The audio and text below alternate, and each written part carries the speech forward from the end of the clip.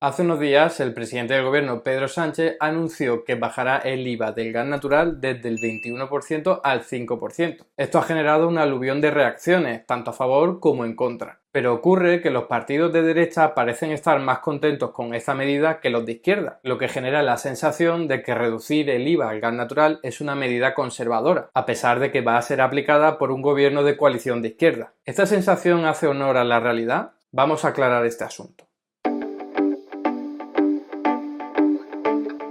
El IVA es un impuesto indirecto, grava el consumo de la gente, no su renta o riqueza. Por eso es un impuesto regresivo, un impuesto injusto, porque por comprar el mismo producto paga todo el mundo exactamente lo mismo. Si el producto cuesta 100 euros y el IVA es del 21%, paga 21 euros tanto el multimillonario como el desempleado. Es verdad que el multimillonario comprará más cosas y por lo tanto acabará pagando más impuestos, pero en comparación con lo que gana, paga mucho menos que el desempleado. Así que si el IVA es un impuesto injusto, reducirlo, en este caso para el gas natural, es una medida justa, porque beneficia más a los que menos renta tienen que a los que más renta tienen. Si nos quedamos solamente con eso, la reducción del IVA del gas natural sería una medida progresiva, una medida justa, una medida típica de izquierda. Por eso, por ejemplo, el responsable del programa económico de Izquierda Unida, Carlos Sánchez Mato, celebraba la medida con estas palabras. Rebajar el IVA, que es un impuesto indirecto regresivo que proporcionalmente afecta más a quien menos renta tiene, siempre es una buena noticia.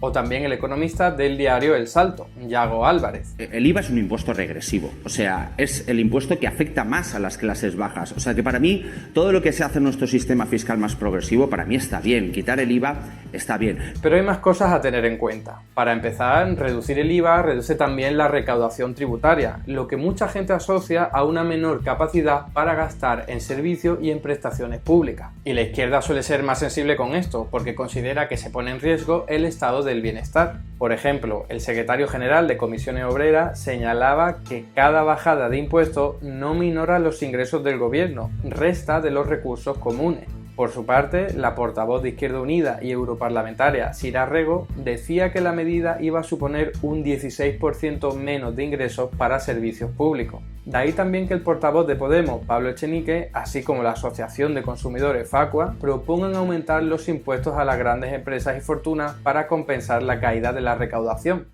En mi opinión, esta preocupación por la reducción de recaudación es absurda. Los que compartimos los postulados de la teoría monetaria moderna sabemos que los impuestos no tienen por qué estar estrechamente vinculados con los gastos públicos. Reducir la recaudación no implica reducir el gasto público, porque simplemente puedes dejar que aumente el déficit público y ya está. Y como he explicado varias veces en vídeos anteriores, que aumente el déficit público no es malo per se. De hecho, podría ser incluso positivo y necesario para la economía. Y hay muchas muestras de ello y la más reciente la hemos vivido durante la pandemia del COVID. En cualquier caso, es evidente que la mayor parte de la izquierda no entiende esto y por eso siempre se oponen a cualquier reducción de impuestos porque creen que eso implica menor gasto público, cuando no es así. Eso no quiere decir que aumentar los impuestos a las grandes empresas y a las grandes fortunas sea algo malo, todo lo contrario. Es algo muy positivo para la economía y para la sociedad, pero porque mejora la justicia fiscal, no porque aumente la recaudación. Son motivaciones distintas.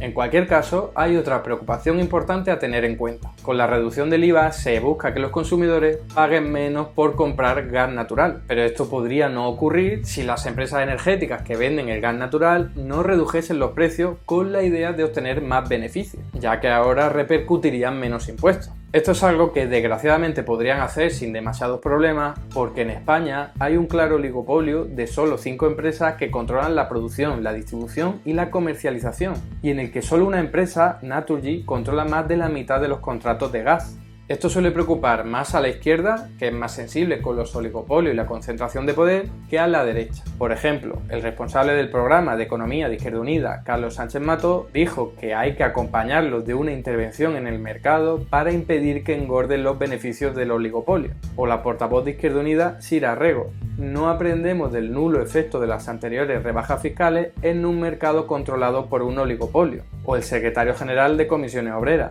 cada bajada de impuestos que sirva para dejar intactos los márgenes empresariales no minora los ingresos del gobierno, resta de los recursos comunes. En cambio, la derecha nunca dice nada de eso, simplemente aplauden la reducción del IVA, como si no contemplaran o les diese absolutamente igual que las empresas energéticas pudiesen mantener los precios para engordar sus beneficios, algo que por cierto ha quedado más que demostrado en el caso de las petroleras con el descuento de 20 céntimos en los combustibles. Por ejemplo, el PP y Ciudadanos solamente echan en cara al PSOE que no haya bajado antes el IVA, pero no dicen nada del oligopolio ni tampoco de la pérdida de recaudación tributaria.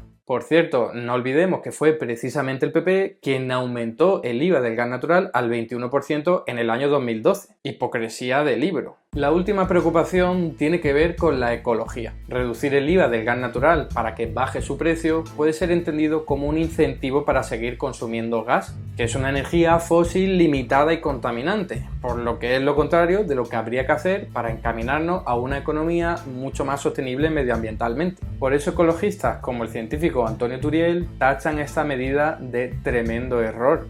Aunque bueno, hay que tener en cuenta que esta es una medida de emergencia para aliviar lo antes posible las facturas de los consumidores, por lo que no tendría por qué ser duradera, más allá de que podría ser compatible con la adopción de muchas otras medidas a medio plazo para realizar esa transición ecológica. Creo que mantener el IVA del gas natural tampoco solucionaría para nada la crisis energética, mientras que generaría más dolor social, por lo que tampoco creo que haya que criticar la medida por eso. En resumen, la reducción del IVA del gas natural es una medida que tiene muchas aristas. En primer lugar, es una medida que aumenta la justicia fiscal, por lo que ya eso es positivo. En segundo lugar, reduce la recaudación tributaria, aunque eso no tendría por qué preocupar a nadie porque tener más déficit público no es malo per se, e incluso podría ser positivo. En tercer lugar, hay que evitar que el oligopolio energético mantenga precios para aumentar sus beneficios, por lo que habría que aumentar la vigilancia o controlar los precios directamente o incluso nacionalizar el sector para tener totalmente controlada la situación. En cuarto y último lugar, la medida no desincentiva el consumo del gas natural, lo que sería deseable para realizar una transición energética. Aunque tampoco creo que sea una medida que incentive en sí el consumo del gas, especialmente teniendo en cuenta sus elevados precios y que sería una medida temporal.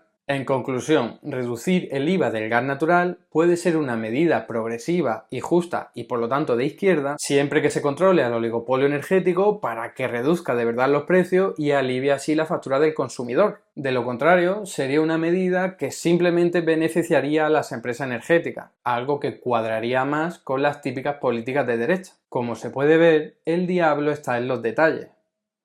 Y hasta aquí el vídeo de hoy. Muchas gracias por estar ahí y si te ha resultado interesante no dudes en comentar, darle like y compartir, que la teoría económica dominante no se combate sola.